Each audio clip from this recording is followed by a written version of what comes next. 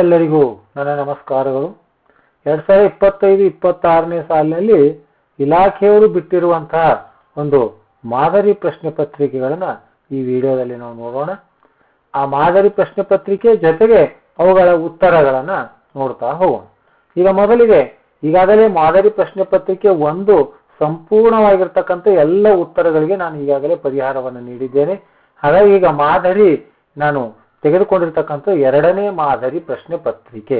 ಈ ಪ್ರಶ್ನೆ ಪತ್ರಿಕೆಯ ಉತ್ತರಗಳನ್ನ ಈ ಒಂದು ವಿಡಿಯೋದಲ್ಲಿ ಪ್ರಶ್ನೆ ಸಂಖ್ಯೆ 25ರಿಂದ 33ರವರೆಗೆ ಅಂದ್ರೆ 3 ಅಂಕದ ಎಲ್ಲಾ ಪ್ರಶ್ನೆಗಳಿಗೂ ಕೂಡ ಉತ್ತರವನ್ನು ನೋಡೋಣ. ಈಗಾಗಲೇ 1ರಿಂದ 16 ಪ್ರಶ್ನೆಗಳು ವಿಡಿಯೋ 1ರಲ್ಲಿ ಉತ್ತರಗಳನ್ನು ನೀಡಿದ್ದೇನೆ. 17ರಿಂದ 24 ಪ್ರಶ್ನೆಗಳ ಉತ್ತರಗಳನ್ನು ಕೂಡ ವಿಡಿಯೋ 2ರಲ್ಲಿ ನೀಡಿದ್ದೇನೆ.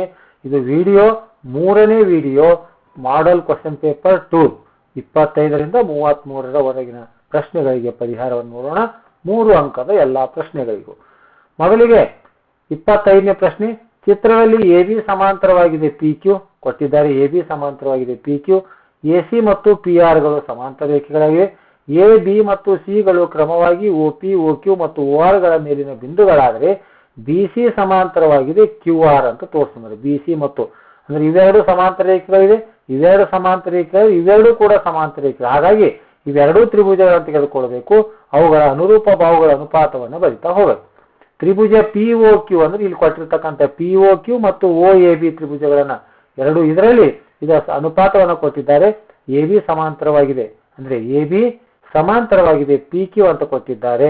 ಹಾಗಾಗಿ ಇವೆರಡು ಸಮಾಂತರ ರೇಖೆಗಳಾದಾಗ ಪ್ರಮೇಯ ಪ್ರಕಾರ OA ಭಾಗಿಲೆ AP, OB ಭಾಗಿಲೆ BQ, OA ಭಾಗಿಲೆ AP, OB ಭಾಗಿಲೆ PQ ಸಮೀಕರಣ 1.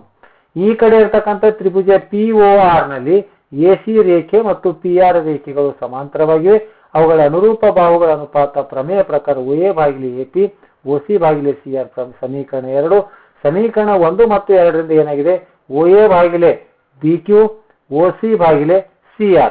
ಯಾವ ಇವೆರಡು ಅನುಪಾತಗಳು ಸಮ ಅಂದ್ರೆ ಪ್ರಮೇಯದ ವಿಲೋಮ ಪ್ರಕಾರ ಈ ತ್ರಿಭುಜ ಏನಾಗಿರ್ತದೆ? ಸಮಾಂತರ ರೇಖೆಗಳನ್ನು ಹೊಂದಿರ್ತದೆ. ಸಮಾಂತರ ರೇಖೆಗಳಾದಾಗ ಸಮಾನುಪಾತದಲ್ಲಿ ವಿಭಾಗಿಸುತ್ತವೆ.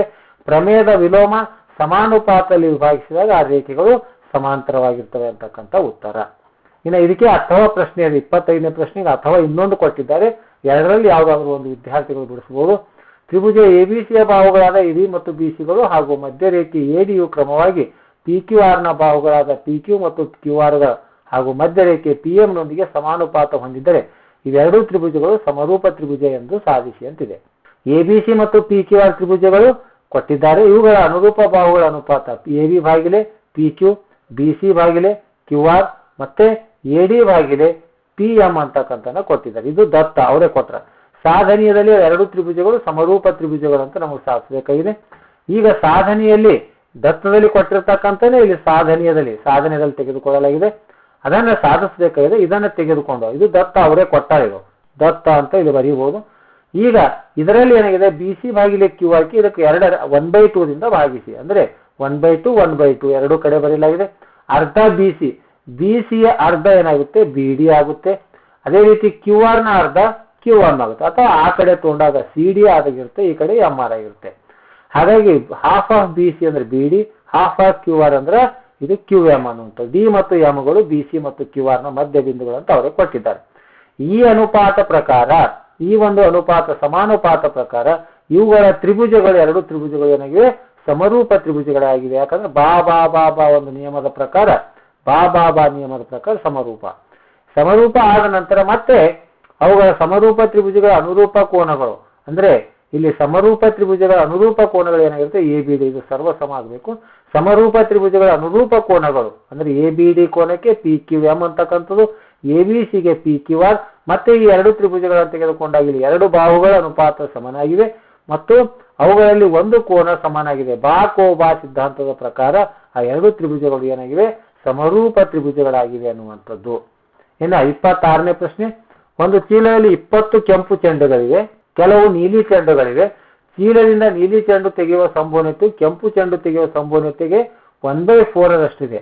ಹಾಗಾದ್ರೆ ಚೀಲದಲ್ಲಿರುವ ನೀಲಿ ಚೆಂಡುಗಳ ಸಂಖ್ಯೆ ಹಾಗೂ ಒಟ್ಟು ಚೆಂಡುಗಳ ಸಂಖ್ಯೆಯನ್ನು ಕಂಡುಹಿಡಿಯಿರಿ. ನೋಡ್ರಿ, ಕೆಂಪು ಚೆಂಡುಗಳ ಸಂಖ್ಯೆ ಒಟ್ಟು 20, ಒಟ್ಟು ಚೆಂಡುಗಳ ಸಂಖ್ಯೆ ಕಂಡುಹಿಡಿಯಬೇಕಾಗಿದೆ ಮತ್ತು ನೀಲಿ ಚೆಂಡುಗಳ ಸಂಖ್ಯೆ ಕಂಡುಹಿಡಿಯಬೇಕಾಗಿದೆ. ನಮ್ಮ ಸೂತ್ರ ಇದೆ ಯಾವುದೇ ಒಂದು ಸೂತ್ರವನ್ನ ಬಹು ಸಂಭವನೀಯತೆ ಕಂಡುಹಿಡಬೇಕಾದ್ರೆ ಎನ್ ಆಫ್ ಬಿ ಭಾಗಿಲೆ ಒಟ್ಟು ಫಲಿತಾಂಶಗಳು N of S is equal to ಏನಿದೆ ಕೆಂಪು ಚೆಂಡಿನ ಇದು ಚೆಂಡಿನ 1/4 ಅಂತ ಹೇಳಿದ್ದಾರೆ. ಅಂದ್ರೆ ಕೆಂಪು ಚೆಂಡು ತೆಗೆಯುವ ಸಂಭವನೀಯತೆಗೆ 1/4 ಇದೆ ಅಂತ. ಚೀಲದಿಂದ ನೀಲಿ ಚೆಂಡು ತೆಗೆಯುವ ಸಂಭವನೀಯತೆಯು ನೀಲಿ ಅಂದ್ರೆ ಇದು ಬ್ಲೂ ತೆಗೆಯುವ ಸಂಭವನೀಯತೆಯು ಕೆಂಪು ತೆಗೆಯುವ ಸಂಭವನೀಯತೆ 1/4. ನೋಡಿ ಪ್ರಶ್ನೆ, ನೀಲಿ ಚೆಂಡು ತೆಗೆಯುವ ಸಂಭವನೀಯತೆ, ಇದು ನೀಲಿ ಚೆಂಡು ತೆಗೆಯುವ ಸಂಭವನೀಯತೆ, ಇದು ಕೆಂಪು ಚೆಂಡು ತೆಗೆಯುವ ಸಂಭವನೀಯತೆ. ನೀಲಿ ಚೆಂಡು ತೆಗೆಯುವ ಸಂಭವನೀಯತೆಯು ಕೆಂಪು ಚೆಂಡು ತೆಗೆಯುವ ಸಂಭವನೀಯತೆ 1/4 ಇದೆ ಅಂತ ಹೇಳಿದ್ದಾರೆ. ಹಾಗಾಗಿ ಇಲ್ಲಿ 1/4 ಅಂತ ಬರೆಯಲಾಗಿದೆ. ಇಲ್ಲಿ ಎನ್ ಆಫ್ ಎಸ್ ಟೋಟಲ್ ಹೋಯಿತು. N of B is equal to 1/4 into N of R. N of B is equal to 1/4. N of R ಅಂದ್ರೆ ಕೆಂಪು ಚೆಂಡುಗಳ ಸಂಖ್ಯೆ 20 ಇದೆ. 4 ಅಂದ್ರೆ 4, 5 ಅಂದ್ರೆ ನೀಲಿ ಚೆಂಡುಗಳ ಸಂಖ್ಯೆ ಬಂತು. ಈಗ ಕೆಂಪು ಚೆಂಡುಗಳ ಸಂಖ್ಯೆ 20, ನೀಲಿ ಚೆಂಡುಗಳ ಸಂಖ್ಯೆ 5. ಹಾಗಾದ್ರೆ ಒಟ್ಟು ಚೆಂಡುಗಳ ಸಂಖ್ಯೆ ಎಷ್ಟು? 25 ಅನ್ನುವಂಥ ಉತ್ತರ ನಮಗೆ ನೀಲಿ ಚೆಂಡುಗಳ ಸಂಖ್ಯೆ 5, ಒಟ್ಟು ಚೆಂಡುಗಳ ಸಂಖ್ಯೆ 25. ಇನ್ನು 27ನೇ ಪ್ರಶ್ನೆ ಇದೆ. ಒಂದು ಭಿನ್ನ ರಾಶಿಯಲ್ಲಿ ಛೇದವು ಅಂಶದ 2ರಷ್ಟಕ್ಕಿಂತ 1 ಹೆಚ್ಚಾಗಿದೆ. ಛೇದವು ಅಂಶದ 2ರಷ್ಟಕ್ಕಿಂತ 1 ಹೆಚ್ಚು. ಈ ಭಿನ್ನ ರಾಶಿಯ ಉತ್ಕ್ರಮಗಳ ಮೊತ್ತ 29/10 ಆಗಿದೆ. ಹಾಗಾದ್ರೆ ಆ ಭಿನ್ನ ರಾಶಿಯನ್ನು ಕಂಡು, ಭಿನ್ನ ರಾಶಿಯ ಅಂಶ x ಆಗಿರಲಿ, ಛೇದ ಏನಾಗಿದೆ ಅಂತ ಅಂಶದ 2ರಷ್ಟಕ್ಕಿಂತ 1 ಹೆಚ್ಚು ಅಂದ್ರೆ 2x + 1. ಆ ಭಿನ್ನ ರಾಶಿ x/2x + 1. ಇವುಗಳ ಉತ್ಕ್ರಮ ಮೊತ್ತ, ಈ ಭಿನ್ನ ರಾಶಿ ಮತ್ತು ಇದರ ಉತ್ಕ್ರಮಗಳ ಮೊತ್ತ 29/10. ಭಿನ್ನ ರಾಶಿ, ಈ ಭಿನ್ನ ರಾಶಿಯ ಉತ್ಕ್ರಮವನ್ನು ಬರೆದಾಗ 20x 2x + 1/x ಅಂತ ಆಗುತ್ತೆ. ಅದರ ಉತ್ಕ್ರಮದ ಮೊತ್ತ 29/10. ಈಗ ಇವುಗಳಿಗೆ ಲಸವನ್ನು ತೆಗೆಯಲಾಗಿದೆ. 2x + 1 ಮತ್ತು x ನ ಲಸ ತೆಗೆದು ಬಿಡಿಸಿದಾಗ ಇದು x × 2x + 1 ಅಂದ್ರೆ x × x², 2x + 1 × 2x + 1 2x + 1 whole square. ಇದು a + b ಹೋಲ್ ಸ್ಕ್ವೇರ್ ಸೂತ್ರ ಬಿಡಿಸಿದಾಗ a² + b² + 2a ಬಿಡಿಸಿದಾಗ ಇಷ್ಟು ಬಂತು. ಈಗ ಕೆಳಗಿಂದ x × 2x 2x², x1 ಗೆ x. ಈಗ 4x² 1x² ಅಂದ್ರೆ 5x² ಆಯಿತು. ಪ್ಲಸ್ 4x + 1 ಇದೆ. ಛೇದದಲ್ಲಿರ್ತಕ್ಕಂಥ 10 ಅನ್ನು ಈ ಕಡೆ ತಂದ ಗುಣಾಕಾರ ಆಯಿತು.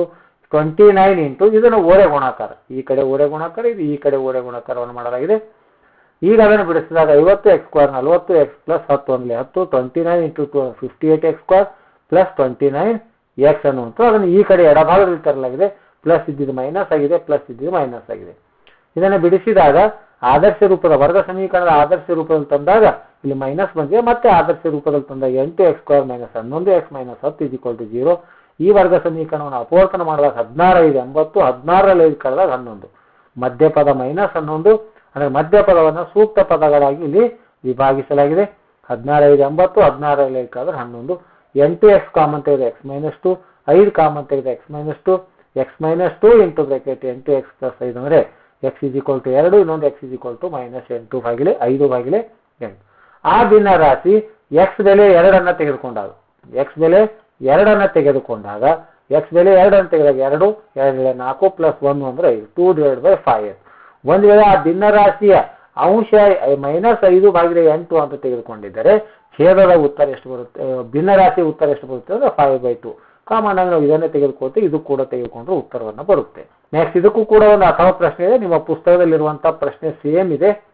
ಒಂದು ಗುಡು ಕೈಗಾರಿಕೆಯು ಒಂದು ದಿನದಲ್ಲಿ ನಿರ್ದಿಷ್ಟ ಸಂಖ್ಯೆಯ ಮಡಿಕೆಗಳನ್ನು ತಯಾರಿಸುತ್ತದೆ. ಒಂದು ನಿರ್ದಿಷ್ಟ ದಿನದಲ್ಲಿ ಪ್ರತಿ ಮಡಿಕೆ ಉತ್ಪಾದನೆ ವೆಚ್ಚವು ಆ ದಿನ ತಯಾರಿಸಿದ ಮಡಿಕೆಗಳ ಸಂಖ್ಯೆ 2ರಷ್ಟಕ್ಕಿಂತ 3 ಹೆಚ್ಚಾಗಿರುವುದನ್ನು ಗಮನಿಸಲಾಯಿತು.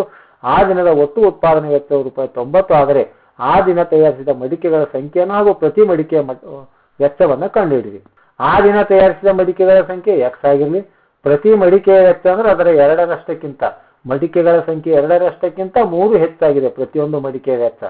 ಆ ದಿನದ ಒಟ್ಟು ಉತ್ಪಾದನೆ ವೆಚ್ಚ ₹90 ಅಂದರೆ ಉತ್ಪಾದನೆ ವೆಚ್ಚ ಅಂದರೆ ಮಡಿಕೆಗಳ ಸಂಖ್ಯೆ ಮತ್ತು ಪ್ರತಿಯೊಂದು ಮಡಿಕೆಯ ಬೆಲೆಗಳನ್ನು ಗುಣಾಕಾರ ಮಾಡೋದು 90. x × 2x + 3 ಅಂದರೆ 2x² + 3x + 90. ಈ ಕಡೆ ತಂದ್ರೆ -90 ಆಯಿತು. ಮಧ್ಯ ಪದವನ್ನು ಸೂಕ್ತ ಪದವಾಗಿ ವಿಭಾಗಿಸಲಾಗಿದೆ. ವಿಭಾಗಿಸಿ ಕಾಮನ್ x ಅನ್ನು ತೆಗೆದಾಗ 2x + 15 2x - 15 x - 6 ಬಂತು. 2x + 15 ಇಲ್ಲಿ 2x + 15 ಆಯಿತು. x - 6 = 2x + 15 x = -6 x = -15/2 ಅಂದ್ರೆ ಮಡಿಕೆಗಳ ಸಂಖ್ಯೆ ಮೈನಸ್, ಭಿನ್ನ ರಾಶಿಯಲ್ಲಿ ಇಲ್ಲ, ಮಡಿಕೆಗಳ ಸಂಖ್ಯೆ ಇದೆ, ಹಾಗಾಗಿ ಇದು ಅಸಾಧ್ಯ ಇರುತ್ತೆ. x = 6. ಆ ದಿನ ತಯಾರಿಸಿದ ಮಡಿಕೆಗಳ ಸಂಖ್ಯೆ x ಸಮನಾಗಿದೆ 6. ಪ್ರತಿ ಮಡಿಕೆಯ ವೆಚ್ಚ ಅಂದ್ರೆ x ಬೆಲೆ 6 ಅನ್ನು ತುಂಬಿದಾಗ 6 ರಲ್ಲಿ 12 3 15 ರೂಪಾಯಿ ಅಂತಕ್ಕಂಥ ಅಂದ್ರೆ ಒಟ್ಟು ಮಡಿಕೆಗಳ ಸಂಖ್ಯೆ 6, ಆ ದಿನ ತಯಾರಿಸಿದ ಪ್ರತಿ ಮಡಿಕೆಯ ಬೆಲೆ ಎಷ್ಟು ಅಂದ್ರೆ 15 ರೂಪಾಯಿ ಅನ್ನುವಂಥ ಉತ್ತರ. ನೆಕ್ಸ್ಟ್ ಮುಂದಿನ ಪ್ರಶ್ನೆ 28ನೇ ಪ್ರಶ್ನೆ. ಕೊಟ್ಟಿರುವ ಚಿತ್ರದಲ್ಲಿ ಓ ಕೇಂದ್ರವಿರುವ ವೃತ್ತದ ತ್ರಿಜ್ಯ 21 ಸೆಂಟಿಮೀಟರ್ ಇದೆ. ಎಪಿಬಿ ಕಂಸದ ಉದ್ದವು 22 ಸೆಂಟಿಮೀಟರ್ ಇದೆ. ಎಪಿಬಿ ವೃತ್ತಖಂಡದ ವಿಸ್ತೀರ್ಣವನ್ನು ಕಂಡುಹಿಡಿಯಿರಿ. ಎಪಿಬಿ ವೃತ್ತಖಂಡದ ವಿಸ್ತೀರ್ಣ ಈ ಭಾಗದ ವಿಸ್ತೀರ್ಣವನ್ನು ಕಂಡುಹಿಡಿಯಬೇಕು. ಈ ಭಾಗದ ವಿಸ್ತೀರ್ಣ. ಈಗ ಎಪಿಬಿ ಕಂಸದ ಉದ್ದವನ್ನು ಕೊಟ್ಟರೆ, ತ್ರಿಜ್ಯ ಕೊಟ್ಟರೆ, ಕಂಸದ ಉದ್ದ ಕೊಟ್ಟರೆ, ಎಪಿಬಿ ವೃತ್ತಖಂಡದ ವಿಸ್ತೀರ್ಣ ಮತ್ತು ಥೀಟಾ ಬಿ ಗೊತ್ತಿಲ್ಲ ನಮಗೆ ಇಲ್ಲಿ ಎಷ್ಟದೆ ಅಂತಕ್ಕಂಥದ್ದು. ಈಗ ಆ ತ್ರಿಜ್ಯಾಂತರ ಖಂಡದಲ್ಲಿ ನಮಗೆ ಬಂದಿರತಕ್ಕಂಥದ್ರಲ್ಲಿ ಕಂಸದ ಉದ್ದವನ್ನು ಕಂಡುಹಿಡಿಯುವ ಸೂತ್ರ theta by 360 degree into 2πr ಕಂಸದ ಉದ್ದ 22 ಕೊಟ್ಟಿದ್ದಾರೆ. ಇಲ್ಲಿ ಬೆಲೆಗಳನ್ನು ಬಿಡಿಸಿದಾಗ ನಾವು ಎಲ್ಲವನ್ನ ಛೇದವನ್ನು ಹೊಡೆದಾಗ ಈ ಕಡೆ ಛೇದ ಹೊಡೆದಾಗ ನಮಗೆ ಥೀಟಾ = 2 ಇಂಟು 30 ಅಂದ್ರೆ 32 60 ಡಿಗ್ರಿ ಅಂದ್ರೆ ಈ ಕೋನದ ಅಳತೆ 60 ಡಿಗ್ರಿ. ಈ ಕೋನದ ಅಳತೆ 60 ತೆಗೆದುಕೊಂಡು ಈ ತ್ರಿಜ್ಯಾಂತರ ಖಂಡದ ವಿಸ್ತೀರ್ಣದಲ್ಲಿ ತ್ರಿಭುಜದ ವಿಸ್ತೀರ್ಣವನ್ನು ಕಾಯ್ದು ಅಂದ್ರೆ ಈ ಒಂದು ವೃತ್ತ ಖಂಡದ ವಿಸ್ತೀರ್ಣವನ್ನು ಬರುತ್ತೆ. ಹಾಗಾಗಿ ಯಾವಾಗ ಇದು ಕೋನ 60 ಡಿಗ್ರಿ ಆದ್ಮೇಲೆ ಇವೆರಡು ಬಾಹುಗಳು ತ್ರಿಜ್ಯಗಳಾಗ್ತವೆ. ಸಮನಾದ ಬಾಹುಗಳು ಅಭಿಮುಖ ಕೋನಗಳು, ಇವು ಕೋನಗಳು ಸಮ ಇರಬೇಕು. ಇದು 60 ಇದ್ದಾಗ ಇವು ಕೂಡ 60 ಆಗುತ್ತವೆ. ಹಾಗಾಗಿ ಇದು ಒಂದು ಸಮಬಾಹು ತ್ರಿಭುಜ. ಸಮಬಾಹು ತ್ರಿಭುಜದ ವಿಸ್ತೀರ್ಣ ಕಂಡುಹಿಡಿಯುವ ಸೂತ್ರ √3/4 ಇಂಟು a² ಇದೆ. ಎ ಅಂದ್ರೆ 21. ಇಲ್ಲಿ ಸಮಬಾಹು ತ್ರಿಭುಜದ ಬಾಹು, ಅಲ್ಲಿ ವೃತ್ತದ ತ್ರಿಜ್ಯ ಆಗಿದೆ. ಛೇದವನ್ನು ನೋಡಿದಾಗ ಇಷ್ಟು ಬಂತು. ಈಗ ಎಪಿಬಿ ವೃತ್ತಖಂಡದ ವಿಸ್ತೀರ್ಣ ಕಂಡುಹಿಡಿಬೇಕಾದ್ರೆ ತ್ರಿಜ್ಯಾಂತರ ಖಂಡದ ವಿಸ್ತೀರ್ಣ ಮೈನಸ್ ತ್ರಿಭುಜದ ವಿಸ್ತೀರ್ಣ. ತ್ರಿಜ್ಯಾಂತರ ವಿಸ್ತೀರ್ಣ ಕಂಡುಹಿಡಿಯುವ ಸೂತ್ರ theta by 360 degree into πr². ಈ ಬೆಲೆ ಈಗಾಗಲೇ ಇದರ ತ್ರಿಭುಜದ ವಿಸ್ತೀರ್ಣದಲ್ಲಿ ಕಂಡುಹಿಡಿದು ನೇರವಾಗಿ ಉತ್ತರವನ್ನು ತಂದು ಇಲ್ಲಿ ಬೆಲೆಯನ್ನು ಆದೇಶಿಸಲಾಗಿದೆ. ನೆಕ್ಸ್ಟ್ ಥೀಟಾ ಅಂದ್ರೆ 60 ಡಿಗ್ರಿ. ಮತ್ತೆ ಛೇದವನ್ನು ಹೊಡೆದಾಗ ಬಂದಿರತಕ್ಕಂಥ ಉತ್ತರ 231 ಮೈನಸ್ 441 √3/4 ಅಥವಾ ಇದನ್ನ ಲೆಸ ಕೂಡ ತೆಗೆದು ಇಡಬಹುದು ಅಥವಾ ಇಷ್ಟೇ ಓಕೆ. ಅಂದ್ರೆ ಇಷ್ಟು ಸೆಂಟಿಮೀಟರ್ ಸ್ಕ್ವೇರ್ ಅನ್ನುವಂಥದ್ದು. ಇನ್ನ 29 ಕ್ವಶನ್, ಬಹುಲಕವನ್ನು ಕಂಡುಹಿಡಿಯಿರಿ ಅಂತ. ಬಹುಲಕವನ್ನು ಕಂಡುಹಿಡಿಬೇಕಾಯ್ತು ಆವೃತ್ತ ಸಂಖ್ಯೆಗಳಲ್ಲಿ ಅತಿ ದೊಡ್ಡದನ್ನು ತೆಗೆದುಕೊಂಡು ಅದನ್ನು ಗುರುತು ಮಾಡಬೇಕು. ಅದು ಗುರುತು ಮಾಡಿದ ಮೇಲೆ ಇದು F0, ಇದು F1, ಇದು F2, ಇದು L ಆಗಿರುತ್ತೆ. ಇದು ಫಸ್ಟ್ ಏನು ಗುರುತು ಮಾಡಿರ್ಬೇಕು. ಆವೃತ್ತ ಸಂಖ್ಯೆಗಳಲ್ಲಿ ಹೈಯೆಸ್ಟ್ ಇರ್ತಕ್ಕಂಥ ನಂಬರ್ ಗುರುತು ಮಾಡಿ ಅದರ ಹಿಂದಿಂದ F0 ಆಗಿರುತ್ತೆ, ಇದು F1 ಆಗಿರುತ್ತೆ, ನೆಕ್ಸ್ಟ್ ಅದು F2 ಆಗಿರುತ್ತೆ, ಮತ್ತೆ ಎಚ್ ಒಂದು ಬರ್ಕೋಬೇಕು. F0 ಅಂದ್ರೆ 4, F1 ಅಂದ್ರೆ 12, F2 ಅಂದ್ರೆ 3 ಇದೆ, L ಅಂದ್ರೆ 30 ಇದೆ, ಎಚ್ ಅಂದ್ರೆ ವರ್ಗಾಂತರಗಳ ಘಾತ 21ರಲ್ಲಿ 10 ಕಳೆದ್ರೆ 10. ಬಹುಲಕ ಸೂತ್ರವನ್ನು ಇಲ್ಲಿ ಬರೆಯಲಾಗಿದೆ. L plus F1 minus F0 / 2F1 minus F0 minus F2 into H ಇದೆ. F1 ಅಂದ್ರೆ 12, F0 4, 2F1 ಅಂದ್ರೆ F1 ಇಂಟು 2 ಅಂದ್ರೆ 12 24 ಮೈನಸ್ 4 ಮೈನಸ್ 3 ಕಳೆದಾಗ ಇಷ್ಟು ಉತ್ತರ ಬಂತು. ಇದನ್ನು ಕೂಡಿಸಿದಾಗ 34.70 ಅನ್ನುವಂಥ ಉತ್ತರ. ಅದೇ ರೀತಿ ಅಥವಾ ಕ್ವಶನ್ ಇದೆ 3 ಅಂಕದಲ್ಲಿ ಮಧ್ಯಾಂಕವನ್ನ ಕಂಡುಹಿಡಿಯಿರಿ ಅಂತಿದೆ. ಮಧ್ಯಾಂಕವನ್ನ ಕಂಡುಹಿಡಿಯಬೇಕಾದಾಗ ಸಂಚಿತ ಆವೃತ್ತಿಯನ್ನು ಬೇಕು. 4, 4 5 9, 9 10 19, 19 5 24, 24 6 30 ಅಂದ್ರೆ n = 30, n/2 ಅಂದ್ರೆ 15 ಬಂತು. 15 ಇರುವಂತ ಸಂಚಿತ ಆವೃತ್ತಿಯಲ್ಲಿ 9ರ ನಂತರದ 19ರವರೆಗೆ ಇದರಲ್ಲಿ ಬರ್ತಾ. ಅದಕ್ಕೆ ಇದನ್ನು ಮಾರ್ಕ್ ಅನ್ನು ಮಾಡಿಕೊಳ್ಳಲಾಗಿದೆ. ಇದರ ಮಾರ್ಕ್ ಮಾಡ್ಕೊಂಡ ಇದರಿಂದ ಹಿಂದಿನ ಸಂಚಿತ ಆವೃತ್ತಿ, ಮಧ್ಯಾಂಕವಿರುವ ಸಂಚಿತ ಆವೃತ್ತಿ, ಹಿಂದಿನ ಸಂಚಿತ ಆವೃತ್ತಿ, ಇದು ಆ ಒಂದು ಆವೃತ್ತಿ ಎಫ್ ಇದೆ, ಎಫ್. ಆನಂತರ ಇಲ್ಲಿ ಎಲ್ ಅಂತಕ್ಕಂಥದ್ದು ಇದು ಬಂದಿರುತ್ತೆ. ಎಚ್ ಅಂದ್ರೆ ವರ್ಗಾಂತರದ ಗಾತ್ರ 20ರಲ್ಲಿ 15 ಕಳೆದ್ರೆ 5. ಮತ್ತೆ ಮಧ್ಯಾಂಕ ಸೂತ್ರವನ್ನು ಬರೆದು L plus n/2 minus CF/F F into H. L ಅಂದ್ರೆ 25, n/2 ಅಂದ್ರೆ ಈಗಾಗಲೇ ಇಲ್ಲಿ ಮಾಡ್ಕೊಂಡು 15 ಬಂದಿದೆ. CF ಅಂದ್ರೆ 9 ಇದೆ, ಎಫ್ ಅಂದ್ರೆ 10 ಇದೆ, ಇಲ್ಲಿ ಇಂಟು ಎಚ್ ಅಂದ್ರೆ 5 ಇದೆ. 15ರಲ್ಲಿ 9 ಅಂದ್ರೆ 6, 5 1 5, 5ರಲ್ಲಿ 10, 2 3 6 ಅಂದ್ರೆ 25 ಪ್ಲಸ್ 3 28 ಮಧ್ಯಾಂಕ ಅನ್ನುವಂಥ ಉತ್ತರ. 30ನೇ ಪ್ರಶ್ನೆ. ಈ ಒಂದು ಬಹುಪದಕ್ಕೆ ಒಂದು ಶೂನ್ಯತೆ ಇನ್ನೊಂದು ಶೂನ್ಯತೆ 7ರಷ್ಟು ಇದ್ದಾಗ ಕೆ ಯ ಬೆಲೆಯನ್ನು ಕಂಡುಹಿಡಿ. ಒಂದು ಶೂನ್ಯತೆ ಅಲ್ಫಾ, ಅದು ಅಲ್ಫಾನೇ ಇರಲಿ. ಇನ್ನೊಂದು ಶೂನ್ಯತೆ ಬೀಟಾ, ಇನ್ನೊಂದು ಶೂನ್ಯತೆ ಹೇಳಿದ್ರೆ ಮೊದಲಿನ ಶೂನ್ಯತೆ 7ರಷ್ಟು ಅಂತ ಹೇಳಿದ್ರೆ ಅದಕ್ಕೆ 7 ಅಲ್ಫಾ ಅಂತ ತೆಗೆದುಕೊಳ್ಳಲಾಗಿದೆ. ಬಹುಪದೋಕ್ತಿಯಲ್ಲಿ ಎ ಬೆಲೆ, ಬಿ ಬೆಲೆ ಮತ್ತು ಸಿ ಬೆಲೆಗಳನ್ನು ಬರ್ಕೊಳ್ಳಲಾಗಿದೆ. ಅಲ್ಫಾ ಪ್ಲಸ್ ಬೀಟಾ ಅಂದ್ರೆ ಶೂನ್ಯತೆಗಳ ಮೊತ್ತ. ಇದು ಶೂನ್ಯತೆಗಳ ಮೊತ್ತ alpha plus beta = minus B ಭಾಗಿಲೆ. ಅಲ್ಫಾ ಅಂದ್ರೆ ಅಲ್ಫಾನೇ ಇದೆ, ಬೀಟಾ ಅಂದ್ರೆ ಎಷ್ಟಿದೆ 7 ಅಲ್ಫಾ ಇದೆ, ಮೈನಸ್ ಇದೆ, ಮೈನಸ್ ಬಿ ಅಂದ್ರೆ ಮೈನಸ್ 8 ಭಾಗಿಲೆ 2, 2 1 2 4 8, ಇಲ್ಲಿ 7 ಪ್ಲಸ್ 1 8, 8 8 ಕ್ಯಾನ್ಸಲ್ ಆಯಿತು. ಅಲ್ಫಾ = 1/2 ಅನ್ನುವಂಥ ಉತ್ತರ. ಶೂನ್ಯತೆಗಳ ಗುಣಲಬ್ಧ ಅಲ್ಫಾ ಇಂಟು ಬೀಟಾ = ಸಿ ಭಾಗಿಲೆ. ಅಲ್ಫಾ ಅಂದ್ರೆ ಅಲ್ಫಾ ಇದೆ, ಬೀಟಾ ಅಂದ್ರೆ 7 ಅಲ್ಫಾ ಇದೆ = k+1. 7 ಆಲ್ಫಾ ಇಂಟು ಆಲ್ಫಾ ಅಂದ್ರೆ 7 ಆಲ್ಫಾ ಸ್ಕ್ವೇರ್ ಕೆ ಪ್ಲಸ್ 1/2. ಇದನ್ನ ಆಲ್ಫಾ ಅಂದ್ರೆ ಇದು ಬೆಲೆಯನ್ನು ಆದೇಶಿಸಬೇಕು 1/2 1/4 ಬಂತು. 2 ಈ ಕಡೆ ತಂದ್ರೆ ಗುಣಾಕಾರ ಬಂತು 2 4 7/2. ಇದನ್ನ ಲಸಾವನ್ನು ತೆಗೆದಾಗ ಬಂದಿರತಕ್ಕಂಥ ಉತ್ತರ ಕೆ ನ ಬೆಲೆ ಎಷ್ಟು 5/2. ಇನ್ನು 31ನೇ ಪ್ರಶ್ನೆ ಇದೆ. ಇದು ಪ್ರಮೇಯ ಇದೆ. ವೃತ್ತದ ಮೇಲಿನ ಯಾವುದೇ ಬಿಂದುವಿನಲ್ಲಿ ಆದ ಸ್ಪರ್ಶಕವು ಸ್ಪರ್ಶ ಬಿಂದುವಿನಲ್ಲಿ ಆದ ತ್ರಿಜ್ಯಕ್ಕೆ ಲಂಬವಾಗಿರುತ್ತೆ ಎಂದು ಸಾಧಿಸಿ. ಇಲ್ಲಿ ಓ ವೃತ್ತ ಕೇಂದ್ರ, XY ಯು ಪಿ ಬಿಂದುವಿನಲ್ಲಿ ಆಗಿರ್ತಕ್ಕಂಥ ಒಂದು ಸ್ಪರ್ಶಕವಾಗಿದೆ, OP ಯು ಸ್ಪರ್ಶ ಬಿಂದುವಿನಲ್ಲಿ ಆದ ತ್ರಿಜ್ಯ ಆಗಿದೆ. ನಮ್ಮ ಸಾಧನೆಯ OP ಲಂಬವಾಗಿದೆ. ಏನು XY ಅನ್ನು ಸಾಧಿಸಬೇಕಾಗಿದೆ. XY ಮೇಲಿನ P ಬಿಂದುವನ್ನು ಹೊರತುಪಡಿಸಿ XY ಮೇಲೆ ಯಾವುದಾದರೂ ಒಂದು ಬಿಂದು Q ಅನ್ನು ಗುರುತಿಸಿ ಮತ್ತು ಅದು OQ ಅನ್ನು ಸೇರಿಸಿ ಆ OQ ವೃತ್ತವನ್ನು R ನಲ್ಲಿ ಛೇದಿಸಲಿ ಅಂತಿದೆ. ಚಿತ್ರದಲ್ಲಿ OR ಗಿಂತ OQ ದೊಡ್ಡದಾಗಿದೆ. OR = OP, ಆದರೆ OP ಗಿಂತ OQ ದೊಡ್ಡದಿದೆ ಅಂತಂದಾಗ ಈಗ ನಮಗೆ Q ಯು P ಅನ್ನು ಬಿಟ್ಟು ಬೇರೆ ಬಿಂದು ಆಗಿರೋದ್ರಿಂದ OP ಯು O ನಿಂದ XY ಇರುವ ಕಡಿಮೆ ದೂರವಾಗಿದೆ ಅಂತ. ಕಡಿಮೆ ದೂರ, ಹಾಗಾಗಿ OP ಲಂಬವಾಗಿದೆ XY. ಒಂದು ಸರಳ ರೇಖೆ ಅದರ ಹೊರಗಿನ ಒಂದು ಬಿಂದುವಿನಿಂದ ಎಳೆಯಬಹುದಾದ ರೇಖೆಗಳಲ್ಲಿ ಅತ್ಯಂತ ಚಿಕ್ಕದೇ ಏನಾಗಿರುತ್ತೆ ಲಂಬವಾಗಿರುತ್ತೆ ಅಂತ ಪ್ರಮೇಯ ಇದೆ. ಪ್ರಮೇಯವನ್ನು ಮತ್ತೊಮ್ಮೆ ನೋಡ್ಕೊಳ್ಳಿ.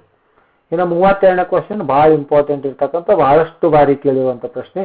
√1 + sin a / 1 - sin a = secant a + tan a ಎಂದು ಸಾಧಿಸಿ. 1 + sin a / 1 - sin a root ಇದೆ. ಇದನ್ನ ಛೇದವನ್ನು ಅಕರ್ಣೀಕರಿಸಿ ಸುಲಭ ರೂಪಕ್ಕೆ ಪ್ಲಸ್ ಅನ್ನು ಬರ್ಕೊಳ್ಳಲಾಗಿದೆ. 1 + sin a × 1 + sin a 1 + sin a whole square. ಇದು 1 - sin θ × 1 + sin θ ಅಂದ್ರೆ 1 - sin square θ. 1 - sin square θ ಅಂದ್ರೆ cos square θ. ಈಗ ಟೋಟಲಿ ಇದಕ್ಕೂ ಸ್ಕ್ವೇರ್ ಇದೆ, ರೂಟ್ ಇದೆ, ಇದಕ್ಕೂ ಸ್ಕ್ವೇರ್ ರೂಟ್ ಇದೆ. Square root 1 + sin a / cos a. ಇದನ್ನು ಸಪರೇಟ್ ಆಗಿ ಛೇದವನ್ನು ಬರೆದಾಗ 1 + cos a + sin a / 1 + cos a ಅಂದ್ರೆ secant a, sin / cos ಅಂದ್ರೆ tan a. ಇದು RHS ಅನ್ನುವಂಥ ಉತ್ತರ. ಈಗ ಇನ್ನೊಂದು ಇದೆ ಅಥವಾ ಪ್ರಶ್ನೆ ಇದೆ. cosec a - sin a × tan a + cot a. cosec ಅಂದ್ರೆ 1/sin a, sin ಅಂದ್ರೆ sin a, tan ಅಂದ್ರೆ sin / cos, cot ಅಂದ್ರೆ cos / sin. ಈಗ ಕೆಳಗಡೆ ಲಸ ತೆಗೆಯಲಾಗಿದೆ. 1 - sin square cos a × sin a ಲಸ ತೆಗೆದಾಗ sin a × sin a sin a square, cos a × cos a cos a square. 1 - sin square ಅಂದ್ರೆ cos square ಆಯಿತು, ತೆಳಗೆ sin a. ಇದು sin square θ + cos square θ. ಇದರ ಉತ್ತರ ಎಷ್ಟಿದೆ 1 ಇದೆ. ನಿತ್ಯ ಸಮೀಕರಣ sin square a + cos square a ಅಂದ್ರೆ 1, ತೆಳಗೆ sin a × cos a. ಇಲ್ಲಿನೊಂದು cos square ಆಯಿತು, ಇಲ್ಲಿನೊಂದು cos ಆಯಿತು. ಇನ್ನ ಒಂದು cos / sin ಅಂದ್ರೆ cot, 1/sin ಅಂದ್ರೆ cosec, cot a × cosec a ಅನ್ನುವಂಥ ಉತ್ತರ ಬಲಭಾಗದ ಉತ್ತರ. 33ನೇ ಕ್ವಶನ್. ತ್ರಿಭುಜ ABCಯ 3 ಶೃಂಗಗಳ ನಿರ್ದೇಶಾಂಕಗಳನ್ನು ಕೊಡಲಾಗಿದೆ. E ಮತ್ತು F ಗಳು ಕ್ರಮವಾಗಿ AB ಮತ್ತು AC ಗಳ ಮಧ್ಯಬಿಂದುಗಳಾದರೆ EF = BC ಯ ಅರ್ಧದಷ್ಟು ಅಂತ ತೋರಿಸ್ಬೇಕು. ಅಂದ್ರೆ ಇಲ್ಲಿ ಏನಿಲ್ಲ, ಸಿಂಪಲ್ ಆಗಿ ನಾವೇನು ಮಾಡ್ಬೇಕಂದ್ರೆ E ಅಂತಕ್ಕಂಥದ್ದು AB ಯ ಮಧ್ಯಬಿಂದು ಆಗಿರೋದ್ರಿಂದ ಮಧ್ಯಬಿಂದುವಿನ ಸೂತ್ರವನ್ನು ಹಚ್ಚಿ ಈ ಬಿಂದುವಿನ ನಿರ್ದೇಶಾಂಕವನ್ನು ಕಂಡುಹಿಡಿಬೇಕು. F ಬಿಂದುವಿನ ನಿರ್ದೇಶಾಂಕ ಕಂಡುಹಿಡಿಬೇಕು. ಆನಂತರ ದೂರ ಸೂತ್ರ ಹಚ್ಚಿ EF ಕಂಡುಹಿಡಿಬೇಕು. ದೂರ ಸೂತ್ರ ಹಚ್ಚಿ BC ಕಂಡುಹಿಡಿಬೇಕು. ಕಂಡುಹಿಡಿದ ನಂತರ EF ನ ಉದ್ದ ಏನಿರುತ್ತೆ BC ಯ 4ನೇ 1 ಭಾಗ ಆಗಿರುತ್ತೆ ಅಂತಕ್ಕಂಥ ಉತ್ತರ ಬರೀಬೇಕು. ಇಲ್ಲಿ EU AB ಯ ಮಧ್ಯಬಿಂದು ಆಗಿರೋದ್ರಿಂದ ಈ ಬಿಂದುವಿನ ನಿರ್ದೇಶಾಂಕ 8 6. F AC ಯ ಮಧ್ಯಬಿಂದು ಆಗಿರೋದ್ರಿಂದ F ಬಿಂದುವಿನ ನಿರ್ದೇಶಾಂಕ 4 3 ಆಯಿತು. EF ಗಳ ನಡುವಿನ ದೂರ D ಸೂತ್ರ ಹಚ್ಚಿದಾಗ EF = ಎಷ್ಟು ಬಂತು 5 ಮಾನಗಳಂತ ಬಂತು. ಅದೇ ರೀತಿ BC ನಡುವಿನ ದೂರವನ್ನು ಕಂಡುಹಿಡಿದಾಗ ಇದು ಎಷ್ಟು ಬಂತು 10 ಮಾನಗಳು ಬಂತು. ಈಗ EF = 5 ಮಾನ, BC = 10 ಮಾನಗಳು. EF = half of BC. BC ಅರ್ಧ ಎಡಭಾಗ ಮತ್ತು ಬಲಭಾಗ ಸಮವಾಗಿದೆ ಅನ್ನುವಂಥ. ಆದ್ಮೇಲೆ ಈ ರೀತಿ ಮಾಡಲ್ ಕ್ವಶನ್ ಪೇಪರ್ 2 25ರಿಂದ 33ರವರೆಗಿನ ಎಲ್ಲ ಪ್ರಶ್ನೆಗಳಿಗೆ ಪರಿಹಾರವನ್ನು ನೀಡಿದ್ದೇನೆ.